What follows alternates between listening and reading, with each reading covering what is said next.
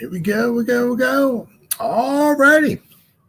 Welcome to the Gridiron, baby. Basically, where we talk about how great the New York Football Giants are and how badly the Philadelphia Eagles and the Dallas Cowboys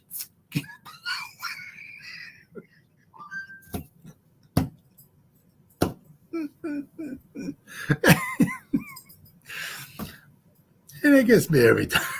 So welcome to the Gridiron. Maybe give this video a thumbs up or share this video. That'd be freaking awesome. Also, if you're not subscribed to my channel, please go down below, click the subscribe button, hit that bell icon. That way, next time I go live or if I put a video out, you'll be notified. Also, a little ways down in the description box, there's 2 additional links. The top one takes you to my Facebook group. It's called the New York Giants of Gridiron. We have over 9,000 members in the group. It's doing simply marvelous, might I add. Basically, if I'm alive and breathing and if I have internet access, I'm putting stuff in that group down there 365 called the New York Giants of Gridiron. Please join it. You won't be dissatisfied. I promise. Also, there's another link on YouTube anyway. It takes you to my Twitter. My Twitter account. If you follow me on Twitter, I'll follow you back. I try to put Giants-related stuff on my Twitter account every day, and also on YouTube. The top link in the description box takes you to my membership page. I got 3 different membership levels. If you want to help support my channel, that would mean so much to me. 3 membership levels. I got the first one's called the Saquon, the second one's called the Lawrence Taylor, and the third membership level I got is called the Gridiron. I said each one's got their own little perks to them. So if you want to help support my channel out, it would mean so much to me. And I thank you in advance. Thank you. All right, well, I tell you, it's unbelievable. Like tomorrow night is the final preseason game. It's simply, we're waiting for training camp to start. Training camp started, and it's at the preseason games, and all of a sudden, boom, the third preseason game is going to be here and gone before you know it. And we're staring right in the face of well, I've still got 2 weeks to go, but it's going to be here before you know it. But I don't want to say the exciting thing, but, obviously the big thing is after the game's over with, you got it like Tuesday afternoon, they got to cut down from 90 down to 53. So you're going to have like over 1,000 guys in the NFL looking for jobs. So the Giants are number 6 on the pecking order. So that's gonna really bode well for them. I mean, if you need somebody in the secondary, the Giants got. Between like Pinnock and McLeod, we've done. Let's see here. Here's Pinnock, McLeod. Let's see. I know there was somebody else that we picked up a couple of years ago. So, the Giants have done well. As far as in the secondary, obviously last year they were pretty far down on the pecking. When you're 9-7-1, it is what it is. Picking up free agents, or being on a pecking order, you're far down when you're 9-7-1. You go to the playoffs. Same thing, obviously in the draft, right? You got a good record. You get a worse draft pick, but. Right. One nice thing about having a crappy record, right, like the Giants did, is we're obviously drafted number 6, but they're number 6 in the pecking order. So, we ain't telling the Giants, Shane, or anybody like that, nothing. Hey, you might want to look at the secondary. They know what they're doing. They got guys, looking at every team who has, maybe I'm going to Dan Deerdorf, your butts. A plethora of cornerbacks, shall we say, right? Or guys in the secondary, who might be coming available. The so and so has a ton, or so and so, has a bunch of guys in the secondary that might become available. So they're doing their due diligence, So if somebody comes available, thinks it might help the team out, I'm sure they'll go after him. Let's not also forget they did free up a little bit of money, not a ton. There's only like a little over $3 million to help the cap. It's not like they refigured Andrew Thomas's contract, so now all of a sudden, boom, they got an extra $30 million. It's only like a little over $3 million. So if they go after somebody, they do, they don't, but they did at least help themselves, like the operating costs throughout the season. They got enough money now where they should, if they don't make any big moves or anything like that, they should be able to make it throughout the season without question. And the nice thing, it's not like, use it or lose it. No. If they have at the end of the season, say $10 million left over, that just rolls over into the next season. So, right. So, it's not like use it or lose it. So, we'll have to wait and see. But the one thing is, it's just training camp. We got a new defensive coordinator, a new system, a lot of young guys in the secondary. You look at Phillips, Darnay Holmes, Flott, Banks, a lot of young guys, the secondary. Pinnock, Belton, Newman, a lot of young guys. So you're going to have some growing pains. Now you got to, if you're going to make boo-boos, screw things up, or do it preseason. But if you got some growing pains, good chances that things are going to go bad during the regular season too. You might have some growing pains. But you also have to realize too, is it growing pains? Is it these guys just stink, or is it a combination of both? We'll have to wait and see. The one thing is that,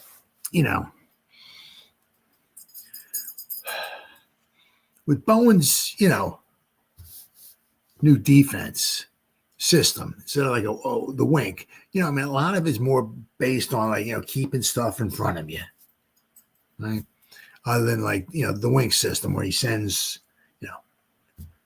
everything but the kitchen sink, or maybe everything and the kitchen sink. And these guys got to cover one-on-one. And, we're going up against some good wide receivers this season. And, you might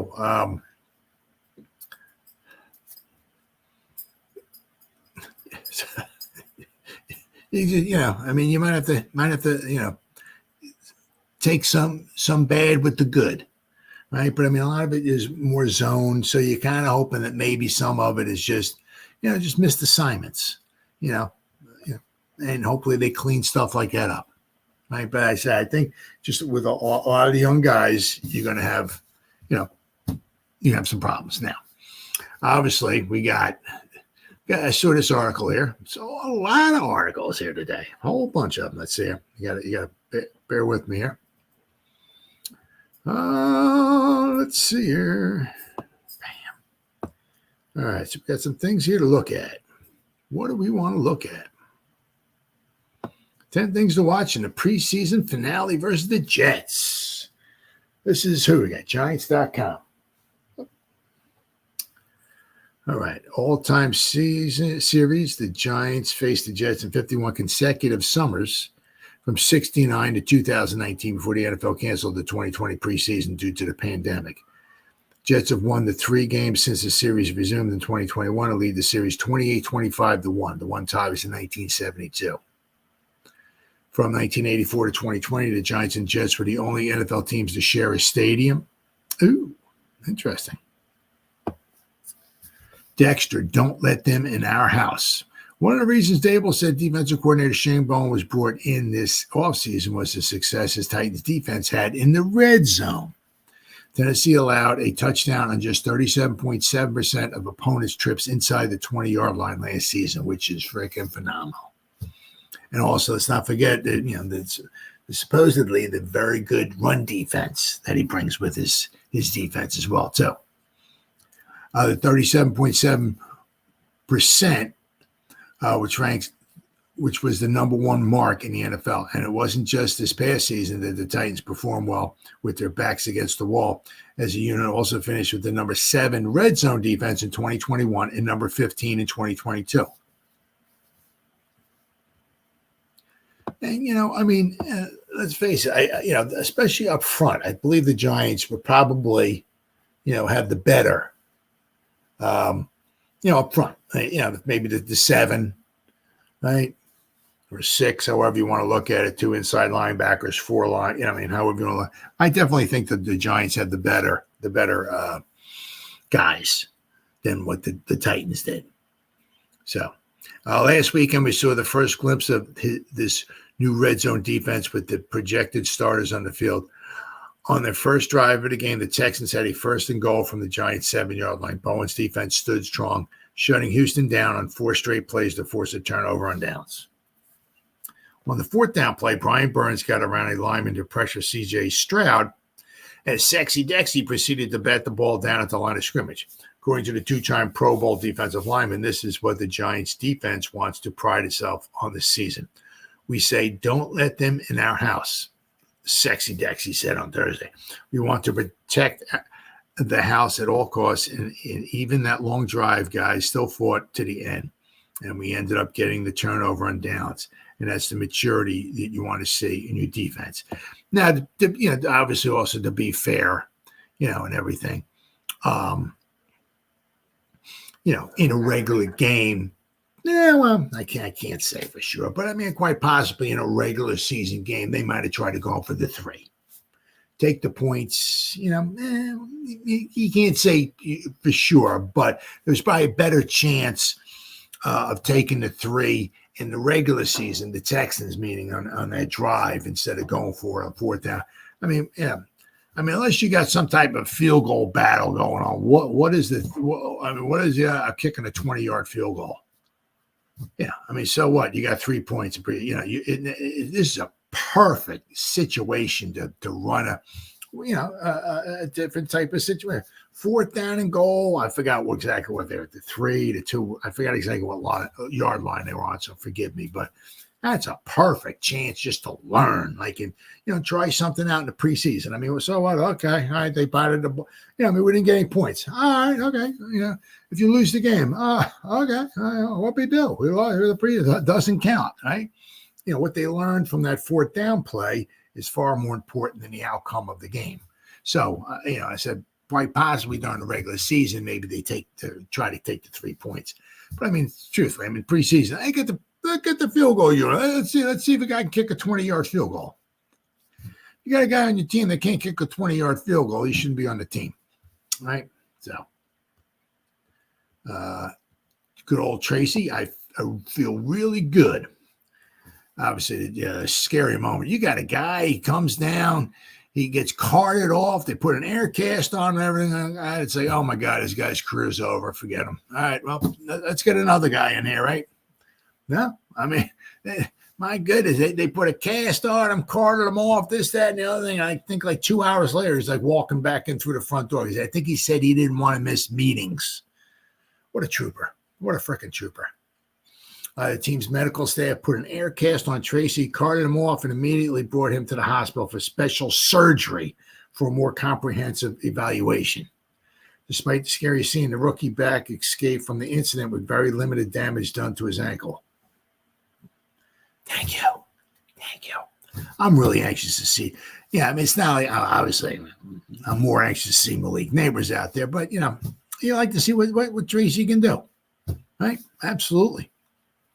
In fact, Tracy was back on the practice field participating in individual drills just a few days after the injury. He said it was definitely a scary thing. Oh, my goodness. Oh, yeah. I only had very little damage to my ankle. I'm really just happy to be back out here on the football field. Like I said, it was very, very scary.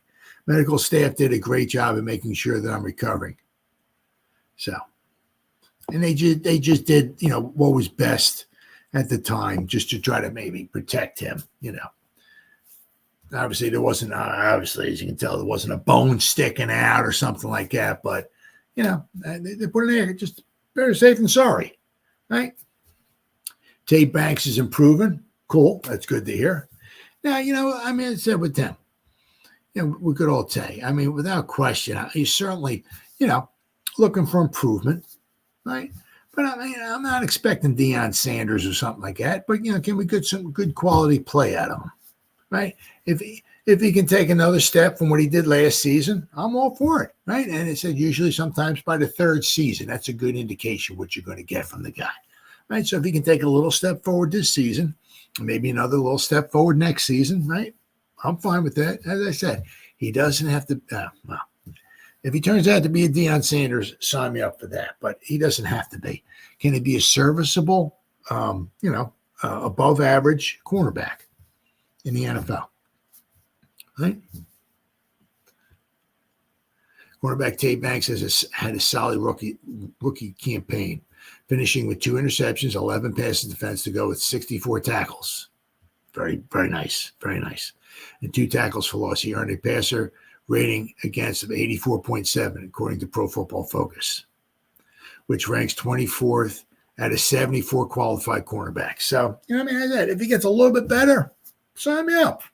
If he can get to be 20th out of 74, okay. And then maybe next season, his third season, a good indication of possibly, where he might go. Maybe he can get into the teens. If he winds up being the 15th high-ranked cornerback out of 74 qualified cornerback, all right, okay, I'm fine with that. Is he a top 10 cornerback? No, but is he top 15? Sign me up for it. Okay. Right.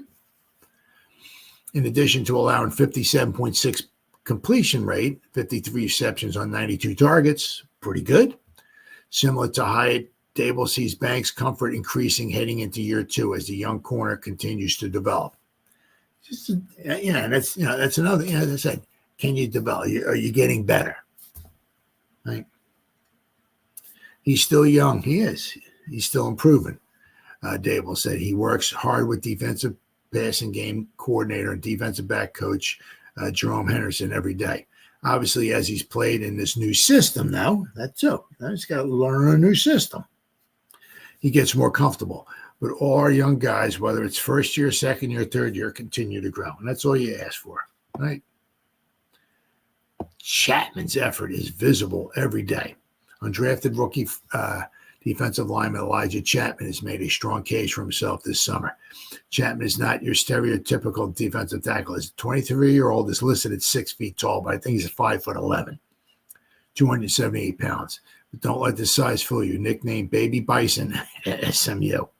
Chapman has flashed at practice over the last few weeks and recorded a team-high 5 total pressures in the preseason opener against the Lions. Now, once again, to be, team-high 5 pressures, total pressures, outstanding. However, was that against the second and third string offensive line? So. But the one nice thing is that, it's once again, it's preseason. With Chapman, he got those pressures, which is great, blah, blah, blah, blah, blah. But it was against a lesser opponent. But, also what you want to do, too, okay, is when you're going up against lesser opponent, what do you want? You want to dominate, right? And you get 5 total pressures, that's pretty good. And same thing with it, right? Same thing, right?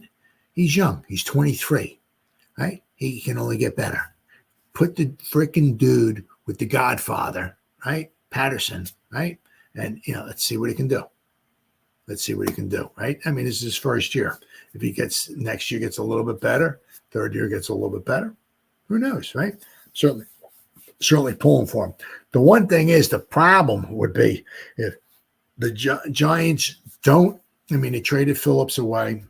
Ryder Anderson is no mas, right, because of his injury. But the thing is with Anderson, with that hustle play down the sideline, that's all over the place. Probably everybody and their grandmother has seen that. All right. So there's no hiding the guy. You let the guy go, guess what? Somebody's picking him up. There's no yo-yo or whatever. Boomerang. I guess boomerang would be better. Right? There's no, I'm going to let it go and it's going to come back. We're going to take Chapman. We're going to throw him out. Right? We're going to cut him. We're going to throw him out. He's going to pass through waivers, right? And he's going to come back to us. We'll throw him on the practice flag. Boom. That's it. No, that's not. You're going to throw the boomerang, and it's never coming back. Somebody's going to scoop him up. So, the prize, Paul Dottino says, if he does something like that, runs a running back down, chases a running back down like 30, 40, 45 yards, whatever it was down the field. You do that in a joint practice, well, that's not being taped. You're doing that in a preseason game, everybody can see it. And he did it in a preseason game. So, I said, you let the guy go, he's not coming back. So it's going to be very, very interesting. I mean, you got Nacho and you got Sexy Dexy. Very, very, Jordan Riley, DJ Davidson, Chapman. Who's going to be? It's going to be the other two that they wind up keeping. As I said, if you let Chapman go, he's gone. Right.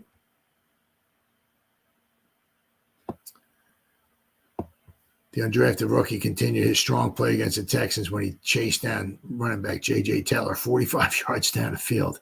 According to assistant general manager Brandon Brown, Chapman's athleticism was one of the factors that sparked the team's interest in the lineman. Yeah, I mean, I said, you look at these numbers, 31-inch vertical, it says 4'8", 40-yard dash. That means 4.8.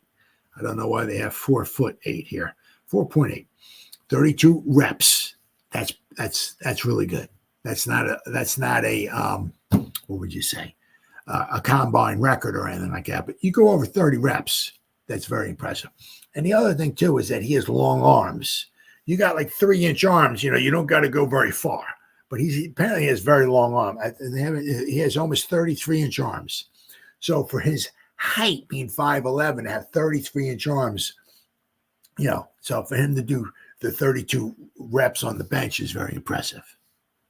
So 9 foot 4 inches on the broad jump. Right. So very, very, very, interesting specimen he is.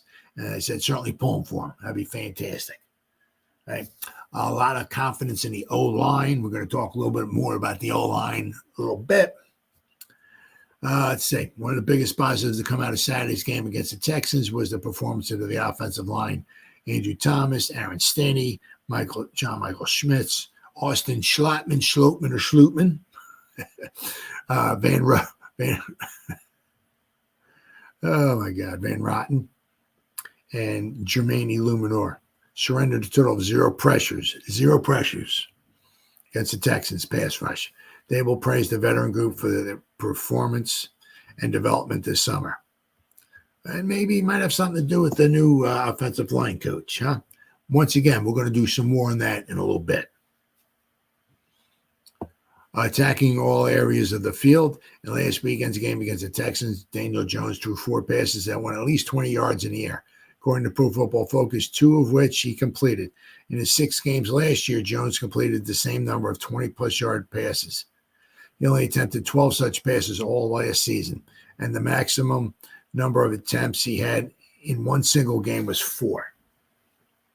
The fact that Jones threw 4 passes that deep down the field in just one half against the Texans goes to show that the Giants are not going to be afraid to take some deep shots this year. But you also have to keep them upright. You got to keep the pressure away from them.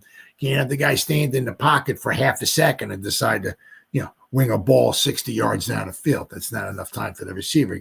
You got to get that, you got to get time the receiver to run down the field so you can, so you can step up into the pocket and deliver a ball. So, this is Dable brought this up. Less than 1%. Anytime you want to try to attack all areas of the field, Dable told the media, I think there were 323 plays of 40 yards or more last year in all the games. So that accounts for less than 1% of the entire season. 0.9% exactly. So you have to do a good job of threatening the vertical part of the field, no question about it. So Neal could return against the Jets. Liking to see that. Last week, Evan Neal returned to team drills for the first time in training camp. The third-year tackle, who is working his way back from last year's foot injury, has been slowly ramped up as he inches closer to game action. While he is still unsure if Neal will play against the Jets on Saturday, Dable hopes the young tackle will be able to suit up. Yeah, it'd be good, the head coach said about Neal potentially taking the field in the preseason finale. We'll see how he does at practice today. We ramped him up a little bit more yesterday. Talked to the trainers. We'll do what's best for the player and for us. 6'7", 340 pounds. Performed well during team drills against the Jets on Wednesday, which his head coach said was a valuable step in his recovery. Absolutely. All right. We got some roster updates here. What do we got? Giants made a series of roster moves early in the week. They signed defensive tackle Kyler Baugh, Trey Kaiser, defensive back Clayton Isbell. Corresponding moves, the Ryder Anderson and wide receiver Dennis Houston were waived with injured, while offensive tackle Yannick Deuce, man, I'm going to miss not saying that name anymore, was placed on injury reserve. Ball signed with the New Orleans Saints after going undrafted in April. He played in 10 snaps in the Saints' first preseason game before he was waived last week. 6'2", 305-pound defensive lineman began his collegiate career at Houston Baptist. Yeah, I mean, yeah, I said Ball. Just really, Kaiser, Ball, and Isbell. Don't get overly excited about any of these. It is what it is. Guys will let go or whatever. We got to bring in bodies. It is what it is. Don't expect these guys to make the 53. Where they maybe make the practice squad, who knows? But don't expect any of the guys that they just brought in to make the 53. All right. Well, let's see. What do we got here? Let's see. I'm going to talk. I want to talk about this here. Good old. They always ask him all the time. I ask him all the time. About the starters, right? And of course, good old Dable. Non-committed, right? Non-committal on playing the starters. Jets won't.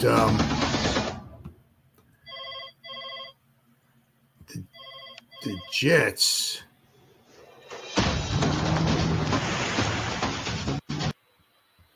won't play their starters. Sorry, I was watching a video on Brian Bosworth. It looked pretty cool. All right, Jets won't play their starters. Brian Dable would not commit one way or the other on the question whether quarterback Daniel Jones and other starters in Saturday's preseason finale against the Jets. Robert Salas has indicated that starters for his team will not play. The Jets clearly had the advantage in the joint practice conducted by the two teams on Wednesday. Giants starters played roughly a half in the second preseason game against the Texans. Jones went, obviously 11 out of 18 for 138 yards with 2 interceptions.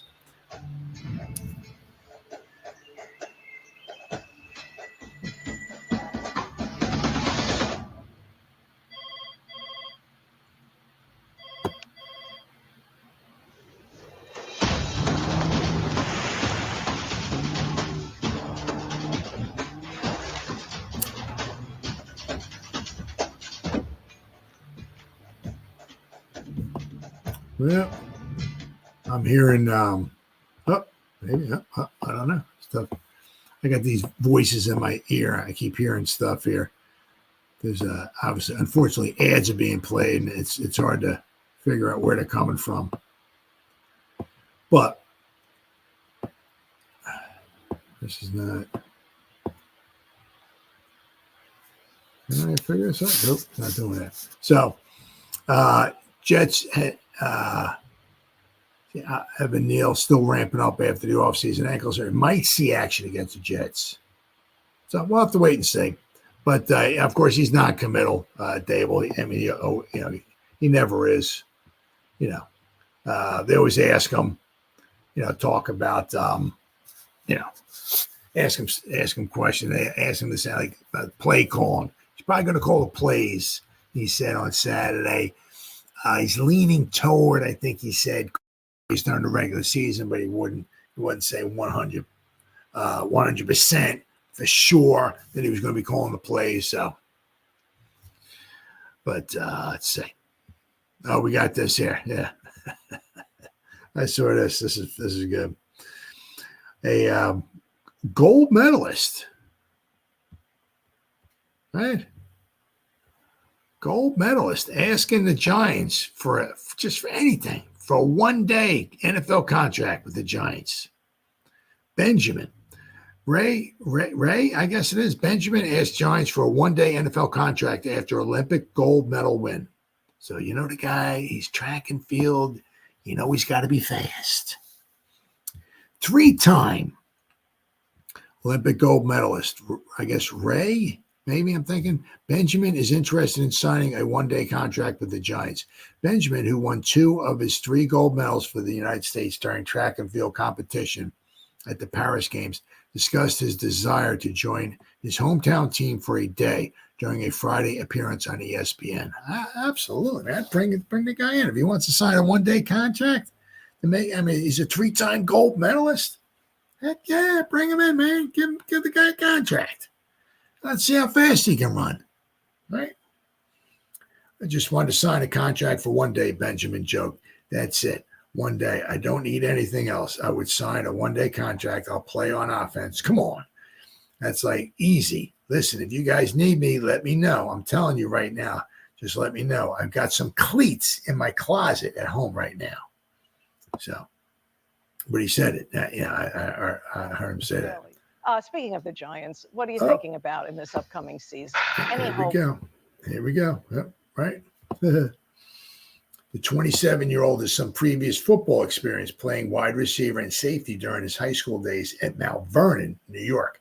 Benjamin won the 400-meter hurdles at the Paris Olympics, finishing with a time of 46.46 seconds to secure the second gold of his career. Good for him, man. Good for him. He didn't have to wait long for his third, earning the honor after helping the United States win the 4x400-meter relay on the very next day.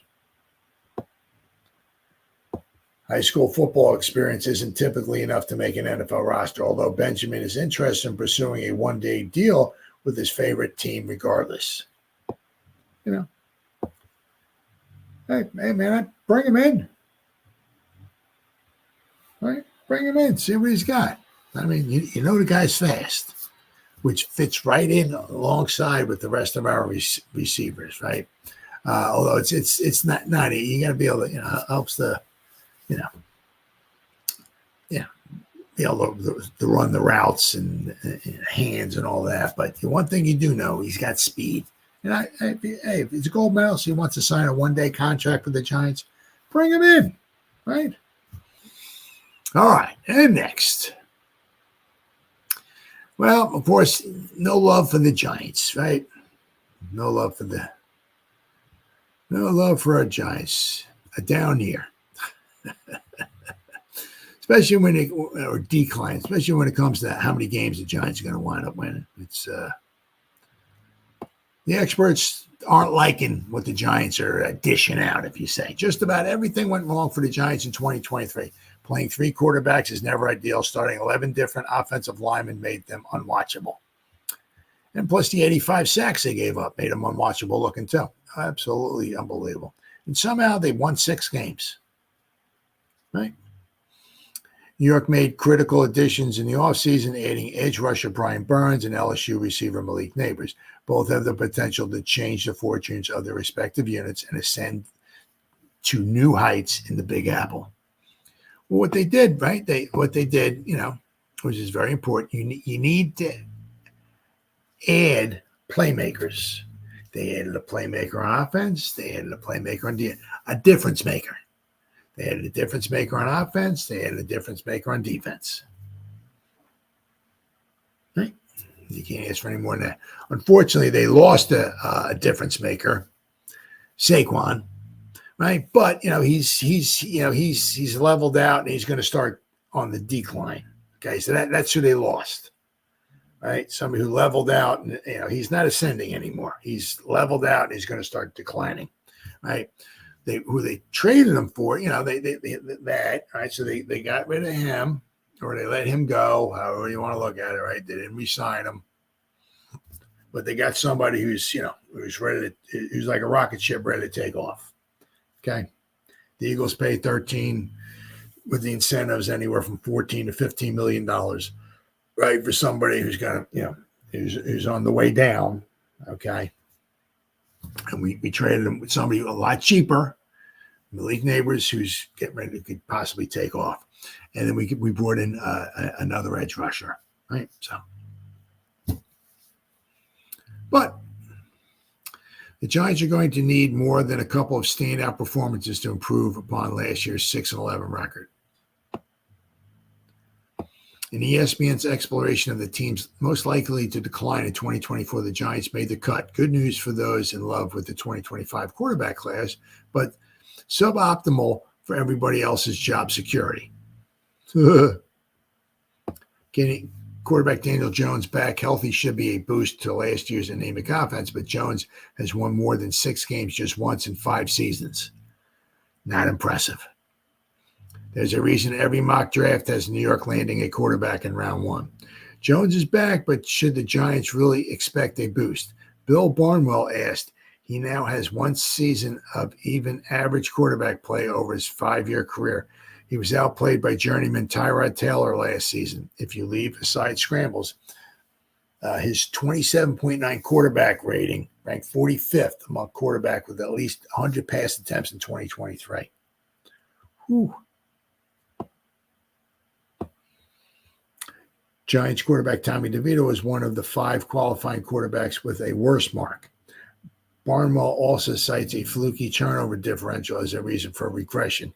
Teams banking on unsustainable defensive play, turnover luck, and one-score victories are more prone to falling short in future seasons. But it's funny they talk about all this stuff and everything, but they don't bring up the offensive line or the new coach, all the injuries we had, right?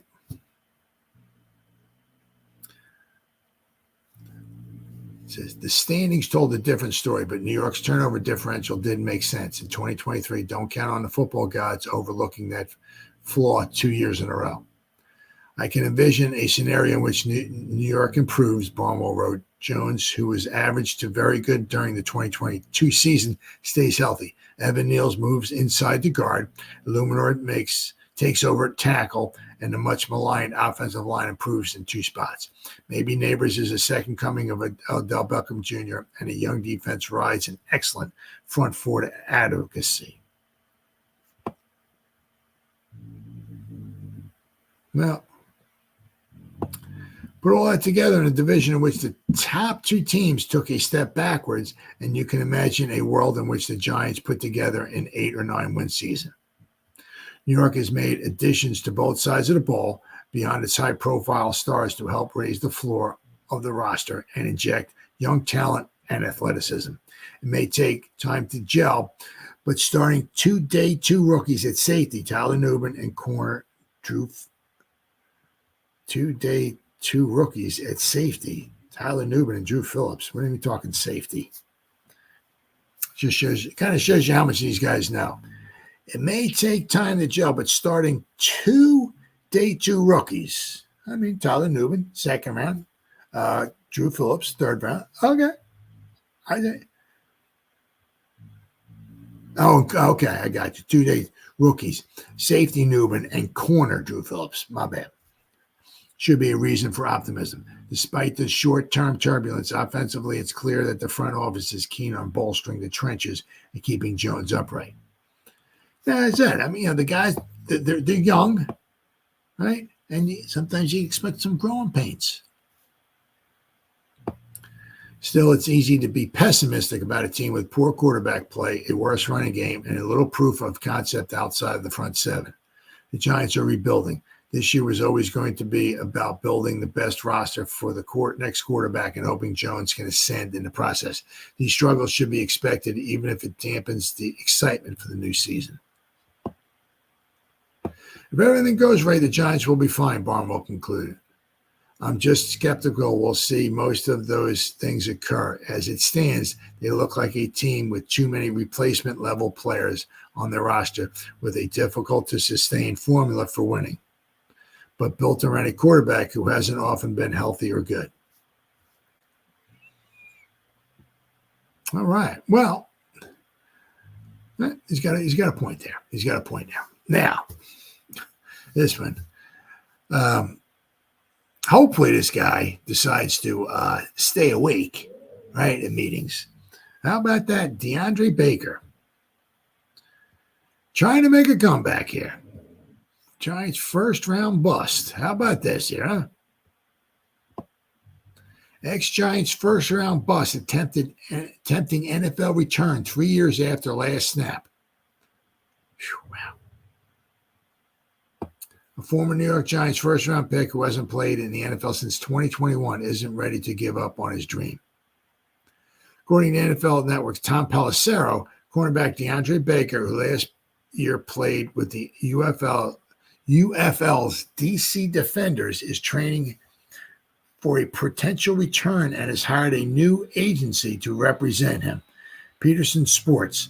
Pelissero's ex posted showcased the 27-year-old Baker, an all-UFL player, in a highlight film on field and gym work. Baker was selected 30th overall in 2019 out of Georgia after the Giants traded up with the Seahawks. He became their third first-round pick, obviously behind Daniel Jones and Sexy Dexy. Giants traded up for Baker in 2019 draft despite at least two teams telling ESPN last spring that there were red flags on the former Georgia All-American. Well, apparently Dave Gettleman didn't think so. Thanks, Dave. Way to go. He then had a rocky rookie year on and off the field. Two players described Baker as a handful last year, and he was benched late in the season after then coach Pat Shermer called him out on his effort in front of the entire team. He made 15 starts in his rookie season with 61 tackles and 8 passes defense, which have amounted to his career highlights. Baker was placed on the commissioner's exempt list in July 2020 and ultimately waived after he was charged with multiple felonies, including armed robbery and aggravated assault during a May 2020 incident. These charges were eventually dropped in November 2020. Baker joined the Kansas City Chiefs. It's like every loser first-round pick that we have seems to go to the Chiefs. Baker, right? Tony, Kadarius Toney, right? Baker joined the Chiefs in 2020 when he played 2 games later in the season before breaking his femur. He re-signed with the Chiefs again and totaled 8 games, the last of which came December 26, 2021, before being released in 2022. So hey, you wish him nothing but the best, but, we'll have to wait and see. Best of luck to you, DeAndre. But just stay awake at meetings, right? Yeah, I've seen this one. And this is right down their alley. I can certainly see this. Although they do have, I guess they have a right, a little bit of a right to be upset. You got Bruce Springsteen going in there to play, right?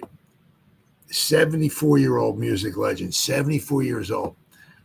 Philly fans boo Bruce Springsteen as he sings about the Giants during a Philly concert.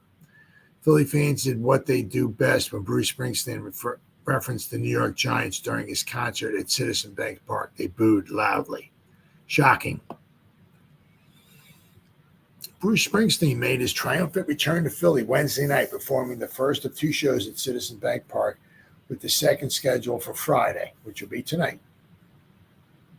The Boss and the E Street Band were supposed to perform in Philly more than a year ago, but the shows were postponed due to Springsteen suffering from health problems.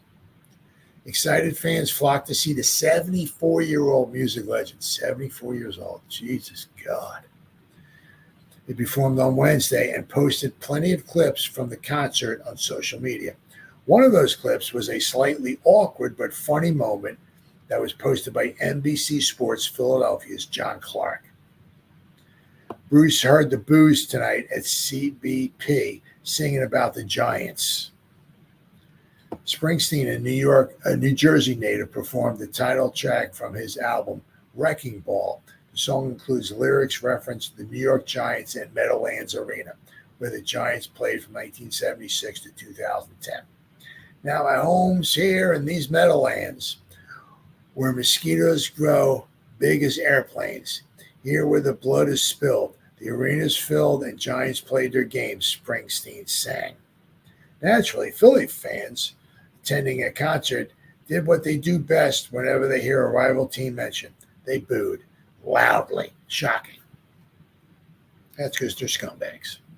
Springsteen smiled and asked, "Eagles," as the boos quickly turned to cheers. He then laughed and continued performing.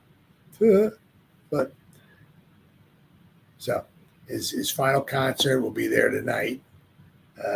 Since it's 11:30 at night, I'm sure it's over. I'm sure it's over. But then I seen this. These last two guys, obviously one we're going to talk about is Evan Neal, and he seems shockingly, not Evan Neal, Matt Peart. Shockingly, right, the Giants did not re-sign him, right? He goes, signs with another team, and unbelievably, a Giants offensive lineman is let go, and he goes to another team and does well. Shocking. Right? Well, he's doing pretty well. I mean, hard to believe with the Broncos.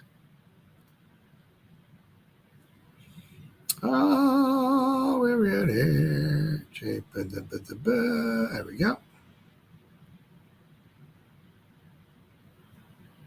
How about that, Matt Peart? Another former New York Giants lineman thriving elsewhere can't even be made up. Unbelievable. This shows how much coaching makes a difference. Yep.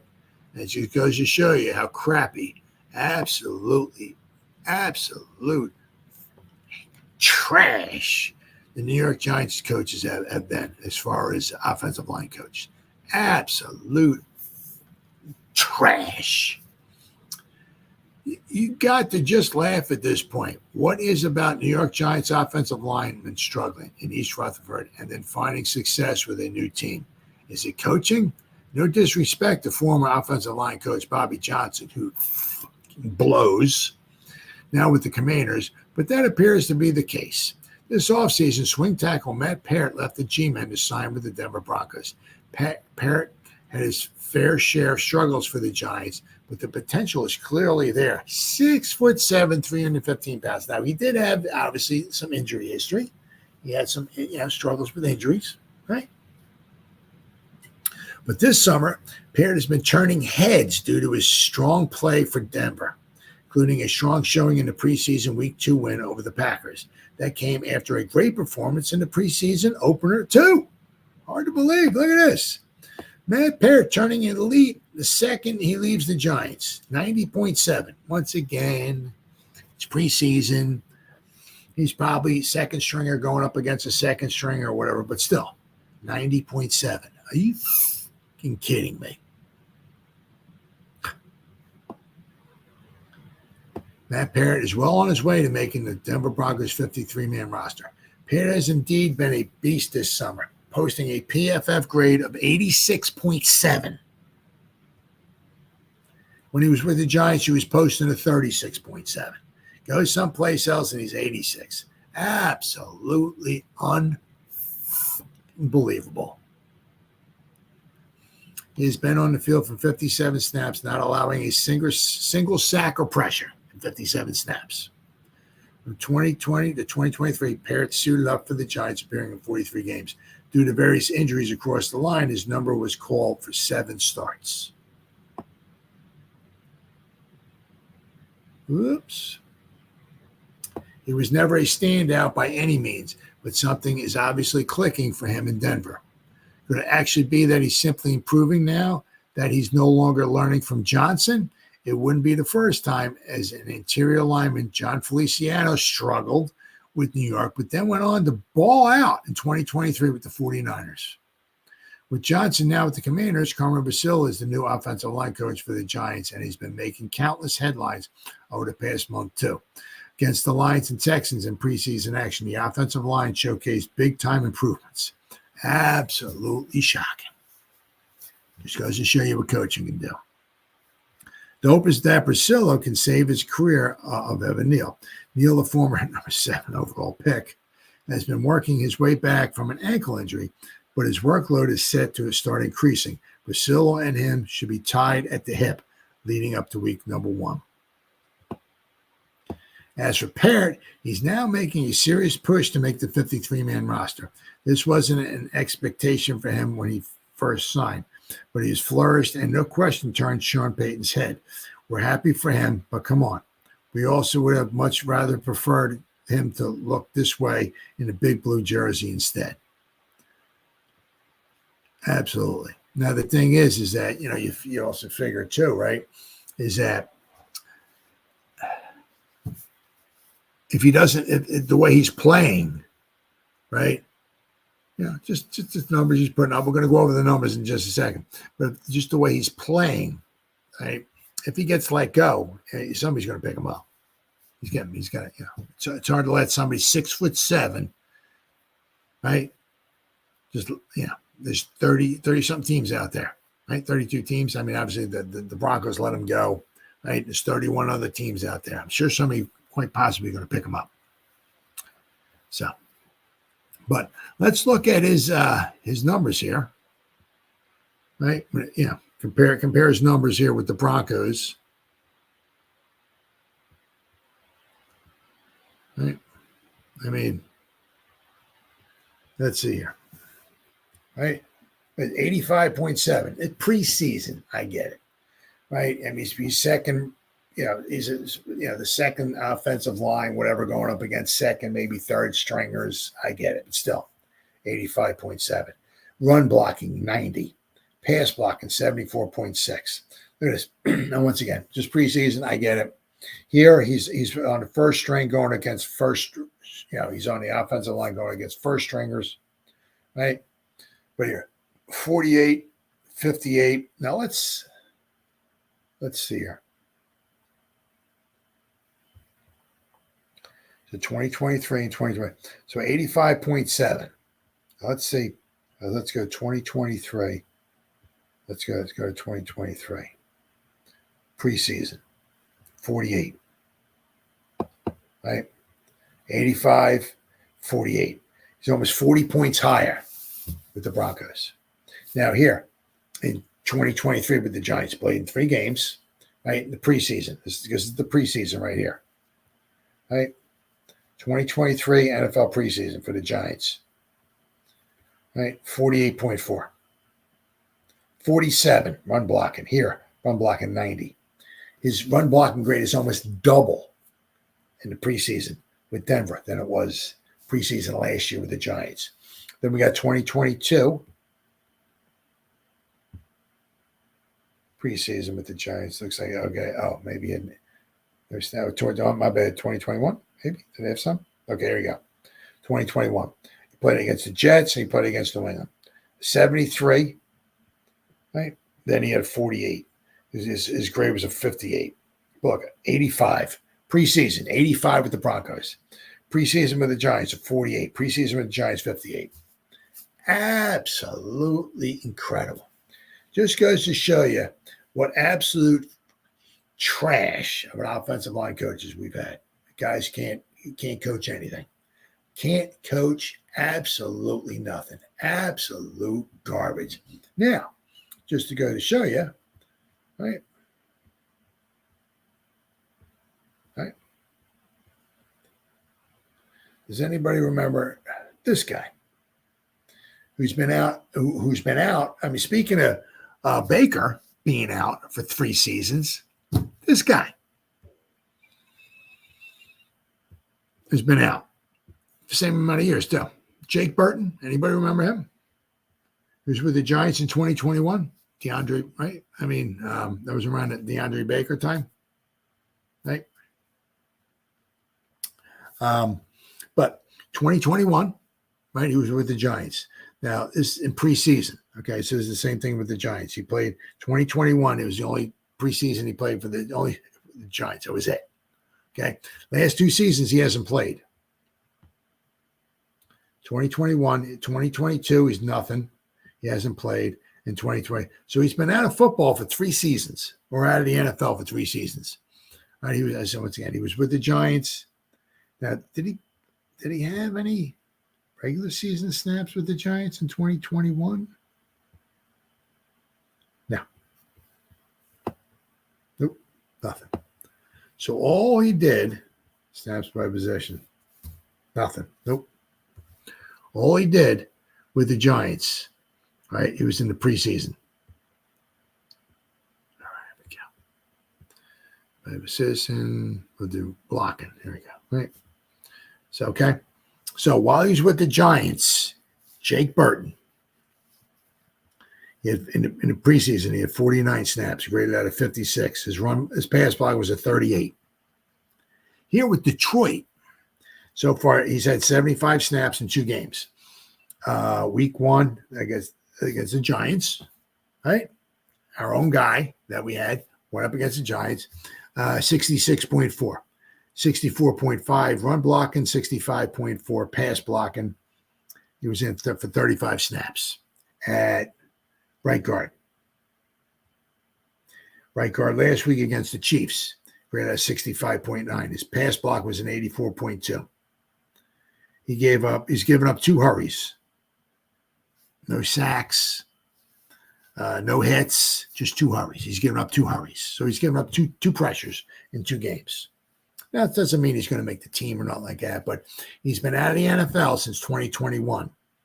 He's been right. 2022, absolutely nothing. 2023, absolutely nothing. So he's come back. He's with the Lions now in 2024. Once again, doesn't mean he's going to make the team. Doesn't mean he's going to make the practice squad or nothing. But let's just look and see here, right? With the Giants, his pass blocker was a 38. In the preseason games with the Giants. He hasn't played in the regular season at all. But preseason here with the Lions is basically double. His pass blocking grade when he was with the Giants for the preseason in 2021 was a 38. It's doubled now that he's with the Lions, 75. Run blocking 60 with the Giants, 62. So no difference there. Overall, 56 with the Giants, but 67 with the Lions. But the pass blocking, just absolutely incredible. Absolutely incredible. Because the Lions have, a good offensive line, good coaching, right? So you bring somebody like him who's been out of the NFL for 3 seasons. You bring him in and look what the guy can do. You put him in there with the Giants, right? He didn't even make the team. Not saying he's going to make the Lions either, because I'm sure he's not on the starting. He's not a starter, right? So he might make the practice squad. Who knows? But it just goes to show you, when he was with the Giants in 2021 in preseason, his pass blocking grade was a 38. In the preseason of 2024 with the Lions, his pass blocking grade is twice as good. It's a 75.